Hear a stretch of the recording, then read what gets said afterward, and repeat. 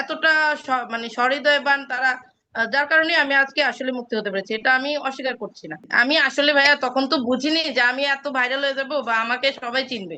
আমি তো জাস্ট আমার পরিচিত গণ্ডির ভিতরে আছি।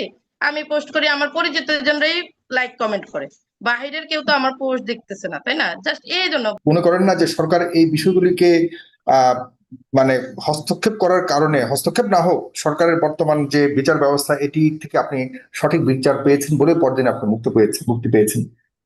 সরকারের কাছে আমি মানে অনেক কৃতজ্ঞ যে তারা এত দ্রুততম সময়ে আমাকে মুক্তি দিয়েছেন। কারণ সরকার যদি হেল্প না করতেন, এবং মাননীয় স্পিকার, আমি শুনেছি মাননীয় স্পিকার সাহেব উনি সরাসরি ফোন করেছিলেন আমাদের যে পুলিশ সুপার স্যারকে। তো এত বড় মানে হেল্প বা এতটা মানে সহৃদয়বান তারা, যার কারণে আমি আজকে আসলে মুক্তি হতে পেরেছি, এটা আমি অস্বীকার করছি না। তারা যথেষ্ট হেল্পফুল ছিলেন প্রত্যেকটা ব্যক্তি। হুম। ওখানে আমি কিছুই পাইনি যে খুব বেশি রুড বা কেউ খুব খারাপ ব্যবহার করেছে, এরকম কাউকে পাইনি। আমি যত জায়গায় গেছি প্রত্যেকটা মানুষকে আমি হেল্পফুল পেয়েছি, প্রত্যেকটা মানুষ ভালো ব্যবহার করেছে। আচ্ছা, আপনি আরেকটা বিষয় করেছেন, সেটি হলো যে আম, আপনি ইয়েকে আহ, আমাদের পররাষ্ট্র প্রতিমন্ত্রী শামা অবয়েদকে আপনি নর্তকী বলে বা এই ধরনের একটা স্ট্যাটাস দিয়েছেন। সেটির ব্যাপারে কিভাবে করেন? আসলে আসলে ভাই ওই ওই পোস্টটাও আসলে একটা কপি পোস্ট, যেটা সত্যি কথা। ওইটাও একটা কপি আপনি পোস্ট। আর এই কপি পোস্ট বলে কোনোভাবে কি আপনার দায় এড়ানোর সুযোগ আছে বলে মনে না করেন? না ভাই, আপনি ইচ্ছা করলে ওই পোস্টটা ধরে আপনি অন্যান্য জায়গায় সার্চ দেন, আপনি পেয়ে যাবেন। ওই ধরনের পোস্ট বহু আছে, same to same post, same to same photo কার্ডের পোস্ট অনেক আছে। এবং আমি ওইটাও কপি করে এনে দিয়েছি। আর 2 নম্বর কথা হলো, ওনাকে কিন্তু আমি আসলে হেয় প্রতিপন্ন করার জন্য এটা বলি নাই। এটা জাস্ট ওনাকে একটা উদাহরণ দেওয়া হয়েছে যে মমতাজ যেমন মাথায় করে কারেন্ট নিয়ে মানে বলতো যে সরকারের আমলে এত কারেন্ট, আমাদের মাথায় টুকরিতে করে করে ঘরে ঘরে পৌঁছে দিব। আহ এই ধরনের একটা কথা বলে যেমন লোক হাসাইছেন। তো আমাদের ম্যাডাম শ্যামা তিনিও তো জ্বালানি নিয়ে একটা কথা বলে, ওখানে কিন্তু সবাই হেসেছিল তখন এমপি সাহেবেরা, উনি নিজেও হেসেছেন। জাস্ট ওই কথাটাই কিন্তু এখানে এখানে আসলে কি সবাই উপরে শুধু 2 লাইনটা পড়তেছে, নিচে যে কি লেখা ওইটা কেউ পড়তেছে না। মেইন সমস্যাটা এখানে ভাইয়া।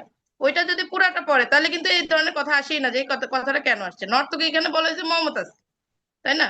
উনি হুম। নাচ গান করেন, নর্তকী কি খারাপ কথা? নর্তকী যদি খারাপই হতো তাহলে যারা নাচ করে তাদেরকে মানুষ কি বলবে? নাচ গান যারা করে তাহলে কি তারা খারাপ লোক? এটা বলা হয়েছে উনি নাচ গান করতেন মমতাজ, সেই হিসাবে নর্তকী বলা হয়েছে, যদিও হয়তো খারাপ শোনা যায়। আমি এটার জন্য দুঃখিত, আসলে এই ধরনের কথা আমার বলা ঠিক হয়নি। কিন্তু আসলে তখন এরকম মানে হয়ে গেছে আর কি, ফ্লোতে চলে গেছে। যদিও আমি এর জন্য দুঃখিত, ম্যাডামের কাছে দুঃখিত। এই ধরনের কথা আমার সামনের দিকে আমি অবশ্যই ইনশাল্লাহ চেষ্টা করবো যে এই ধরনের কোনো কিছু আমি পোস্ট না করি।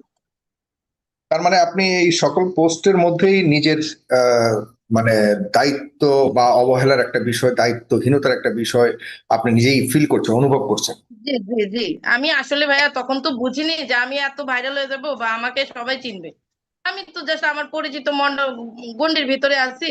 আমি পোস্ট করি, আমার পরিচিত জনরাই লাইক কমেন্ট করে, বাহিরের কেউ তো আমার পোস্ট দেখতেছে না, তাই না? জাস্ট এই জন্য ভাইয়া আপনি আহ, দেখবেন এমন এমন বিখ্যাত ব্যক্তিদের কাছ থেকেও এমন এমন কথা আসে যেটা আসলে নেওয়া যায় না, তাই না? কিন্তু তারপর আমরা কিন্তু ওইটারে কেউ গুরুত্ব দিই না। আর আমাদের মতো ছোট মানুষের কথা নিয়ে এত গুরুত্ব দেবে কেউ, এটা তো বুঝি নাই ভাই, তাহলে কি দিতাম? আচ্ছা, আপনার কাছে কি মনে হয় যে আপনার মতো ছোট মানুষকে এত গুরুত্ব দেওয়ার পেছনে অন্য কোনো কারণ আছে বলে কি মনে করেন, বা আপনাকে টার্গেট করেছে বলে কি মনে করেন? ভাই আমাকে টার্গেট তো অবশ্যই করা হয়েছে, এখন এই টার্গেটটা কারা করেছে সেটা আমি জানি না। হুম। আমাদের আমাদের জামাত ইসলাম তো, আমি তো বললামই যে আমি জামাত ইসলামের খুবই নগণ্য, মানে ছোট একটা পাতা বলতে গেলে, বা ছোট একজন কর্মী।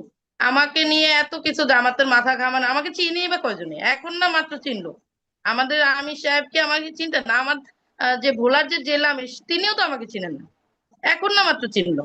তা আমাকে নিয়ে তো তাদের এই ধরনের প্ল্যান করার প্রশ্নই ওঠে না।